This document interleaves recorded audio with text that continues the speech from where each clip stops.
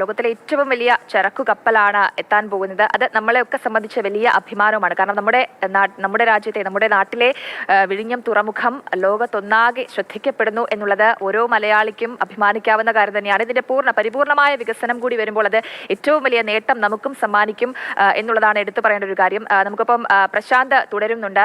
പ്രശാന്ത് പറഞ്ഞു വന്നത് ഇതിന്റെ പ്രത്യേകതകളെ പറ്റിയാണ്. ഈ ഒരു കപ്പലുകളുടെ രാജാവ് എന്ന് തന്നെ വിശേഷിപ്പിക്കാമെന്ന് തോന്നുന്നു അല്ലെ പ്രശാന്ത്? കാരണം അത്ര വലിപ്പവും അത്രമാത്രം പ്രത്യേകതകളുമുള്ള ഒരു കപ്പലാണ് ഈ ഒരു MSC ഐറീന. അതെ, ഐറീന ആയതുകൊണ്ട് തന്നെ റാണി എന്ന് പറയുന്നത് എനിക്ക് ശരിയെന്ന് തോന്നുന്നു. ഏതായാലും ജയലക്ഷ്മി, ഇപ്പോൾ ഈ ആദ്യ കപ്പലൊക്കെ വരുമ്പോൾ ഒരുപാട് നാട്ടുകാർ ഇവിടെ കാണാൻ വരുമായിരുന്നു. പക്ഷെ ആളുകൾക്ക് ഇപ്പോൾ വിഴിഞ്ഞം തുറമുഖത്തേക്ക് വലിയ കപ്പൽ എത്തുക എന്നുള്ള ആ ഒരു കൗതുകം മാറിയിട്ടുണ്ട്. എന്നിരുന്നാലും ചിലരൊക്കെ കഴിഞ്ഞ ദിവസങ്ങളിൽ ഈ കപ്പൽ പുറംകടലിൽ എത്തി എന്ന വിവരം അറിഞ്ഞ് ഇവിടെ എത്തിയവരാണ്.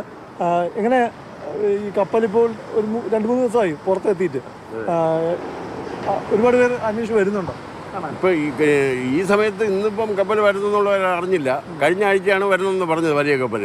അത് മാറ്റി വെച്ച് ഇന്നിപ്പോൾ 7 മണിക്ക് വരുമെന്ന് പറഞ്ഞിട്ടുണ്ടെന്ന്. അതാണെന്ന് തോന്നുന്നു കിടക്കുന്നത്. ഇപ്പോൾ കപ്പൽ കാണാനെന്ന് പറഞ്ഞ് പ്രത്യേകിച്ച് ആൾക്കാർ വരാറില്ല.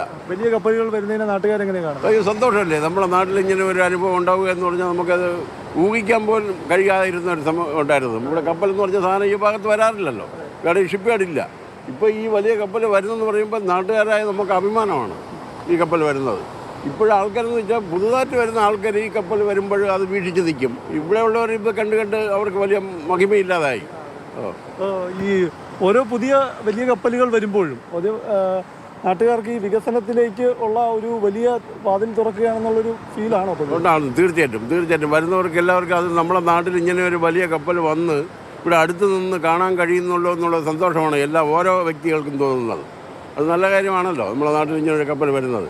കാര്യം ഇന്ത്യയിൽ പോലും ഇതുവരെ വന്നിട്ടില്ലാത്ത കപ്പലാണ് ഈ വിഴിഞ്ഞത്ത് വന്നുകൊണ്ടിരിക്കുന്നത്.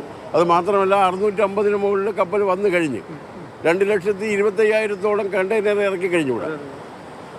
അപ്പോൾ അതാണ് നാട്ടുകാർക്ക് വലിയ സന്തോഷമാണ്. കാരണം ഓരോ വലിയ കപ്പലുകളും ഉദ്ഘാടനത്തിന് ശേഷം വരുമ്പോൾ വിഴിഞ്ഞം തുറമുഖം എല്ലാ അർത്ഥത്തിലും ഒരു വലിയ ലോകത്ത് തന്നെ ഏറ്റവും ഉയർച്ചയിലേക്ക് എത്തുന്ന തുറമുഖമായി മാറും എന്ന പ്രതീക്ഷയിലാണ് ആളുകൾ. അപ്പോൾ ഇതുവരെ ഇപ്പോൾ നേരത്തെ അദ്ദേഹം പറഞ്ഞത് ഈ ഉദ്ഘാടനം സമയത്ത് നടക്കുന്ന കണക്കാണ്. ഇപ്പോൾ 7-8 ലക്ഷം കണ്ടെയ്നറുകൾ ഇതിനോടകം തന്നെ വിഴിഞ്ഞം രാജ്യാന്തര തുറമുഖം കൈകാര്യം ചെയ്ത് കഴിഞ്ഞിരിക്കുന്നു. നമുക്ക് അകലെ ആ ദൃശ്യങ്ങളിലേക്കൊന്ന് പോകാവുന്നതാണ്. അതായത് ഇപ്പോൾ ഇവിടുന്ന് ഈ ടഗ് ബോട്ട് അവിടേക്ക് എത്തുകയാണ്.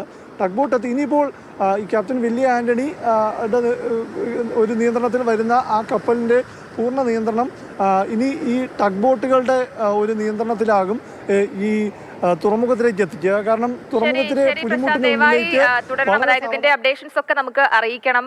കാരണം ഈ കപ്പൽ നങ്കൂരം ഇടുന്ന സമയം 8 മണിയാണെന്നാണ് പറയുന്നത്. പക്ഷേ കുറച്ചുകൂടി സമയം എടുക്കുമെന്നും പ്രശാന്ത് പറയുന്നുണ്ട്. എന്തായാലും ഈ കപ്പൽ നങ്കൂരം ഇടുന്നത് നമ്മളെ സംബന്ധിച്ചിടത്തോളം ഏറെ അഭിമാനകരമായ കാര്യം തന്നെയാണ്. നമ്മുടെ വിഴിഞ്ഞം തുറമുഖത്ത് ലോകത്തിലെ ഏറ്റവും വലിയ ചരക്കു കപ്പൽ എത്തുന്നു എന്ന് പറയുമ്പോൾ തന്നെ എല്ലാവർക്കും ആവേശമാണ്. നാട്ടുകാരുടെ പ്രതികരണം നമുക്ക് കേൾക്കുമ്പോഴും അവർക്ക് അഭിമാനമാണ് എന്നുള്ളതാണ് പറയുന്നത്.